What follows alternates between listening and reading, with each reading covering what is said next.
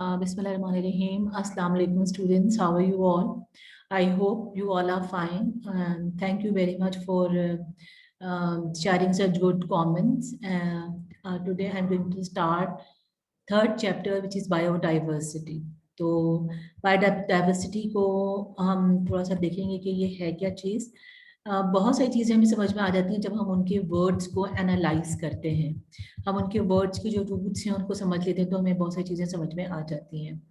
तो बायोडाइवर्सिटी भी इसी तरीके से एक लफ्ज़ है जिसको हम अपनी अगली हेडिंग में डिस्कस करने जा रहे हैं कि अगर आप इस अर्थ को देखें तो आपको नजर आएगा कि यहाँ पर जो more than 10 million kingdoms kinds के जो ऑर्गेनिजम्स हैं वो इस अर्थ के ऊपर रह रहे हैं, लेकिन इनमें से सिर्फ 1/3 से भी कम है। यानी कि उन सब में से 1/3 जो तीसरा हिस्सा है उससे भी बहुत कम है जिनको कि हम जानते हैं, जिनको हमने कैटेगराइज किया है। यानी कि हमें डिफरेंट ग्रुप्स वगैरह में हमने इनको ऑर्गेनाइज किया, रिकॉर्ड किया है बायोलॉजिस्ट में।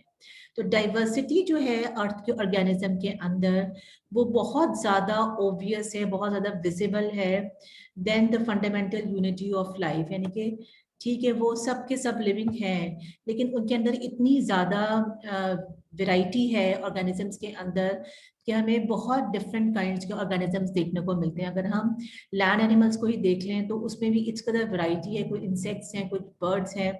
इंसेक्ट्स में भी बहुत ज़्यादा वैरायटी है।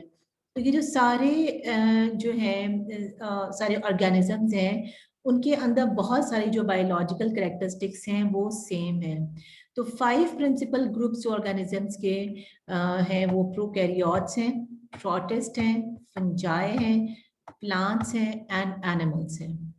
अब इस चैप्टर के अंदर हम किस पे फोकस कर रहे हैं कि डिफरेंसेस क्या हैं डिफरेंट ग्रुप्स के अंदर और ऑर्गेनिज्म के अंदर क्या डिफरेंसेस हैं। तो हम ये भी देखेंगे कैसे जो है वो ऑर्गेनिजम्स को क्लासिफाई किया गया है, कैसे उनकी नेमिंग की जाती है।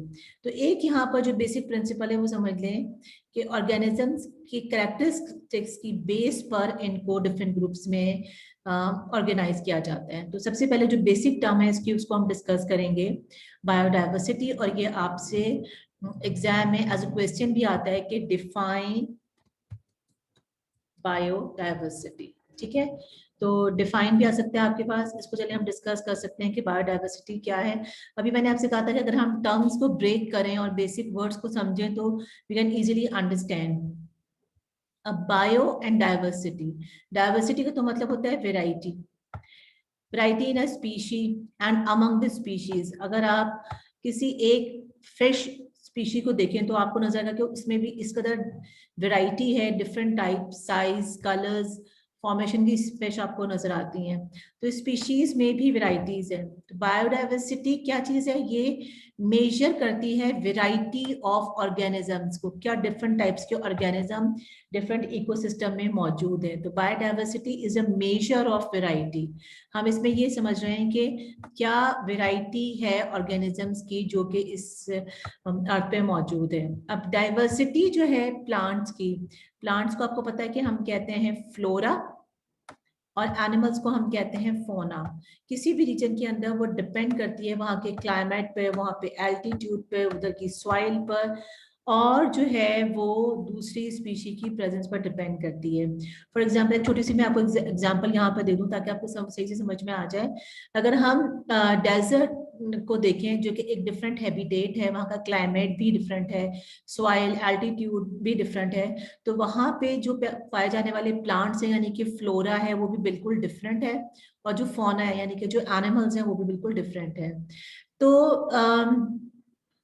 जो बायोडाइवर्सिटी है इसका मतलब है कि वो डिस्ट्रीब्यूटेड इवनली नहीं है अर्थ के ऊपर। अर्थ के डिफरेंट क्लाइमेट की बेस के ऊपर डिफरेंट डिफरेंट ऑर्गेनिजम्स मौजूद होते हैं। It is richest in the tropics, tropical region में सबसे ज्यादा डाइवर्सिटी मौजूद है। टेम्परेट रीजन जो है यहाँ पर भी बहुत सारी स्पीशीज हैं, और कुछ स्पीशीज जो है वो पोलर रीजन में मौजूद है। आपको पता है कि बहुत एक्सट्रीम क्लाइमेट है। तो बायोडाइवर्सिटी जो कि अर्थ पर मौजूद है आजकल वो एक्चुअली 4 बिलियन ईयर्स की एवोल्यूशन के बाद हमारे सामने आती है।